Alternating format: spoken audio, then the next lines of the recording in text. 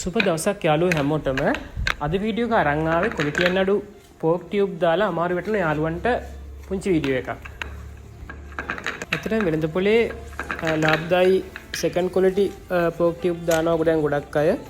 ඒකෙන් ගොඩක් අපහසුතාවයටපත් වෙනවා. මොකද කස්ටමර්ට මාස 6ක්වත් මේ හරියට පෝක් එක යූස් කරන්න බැරුව යනවා. මේ තියෙන එහෙම පෝක් ටියුබ් එකක් දාපු කස්ටමර් කෙනෙක් ඇත්තටම ඔයිල් සීලුත් යනවා පෝක් එකත් මරඩ කාලා දැන් මාස 6ක්වත් නැහැ දාලා.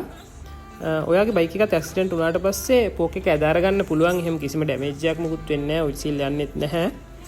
පුළුවන් තරම් ඔයාගේ බයික් එකේ ඔරිජිනල් කෑලි ඔරිජිනල් තත්ත්වයෙන් පවත්වා ගන්න උත්සාහ කරන්න. මොකද ලෝකල් කෑලි දාලා తాවකාලිකව යතුරු පැදිය කොට ගන්න උත්සාහ කරන්න එපා.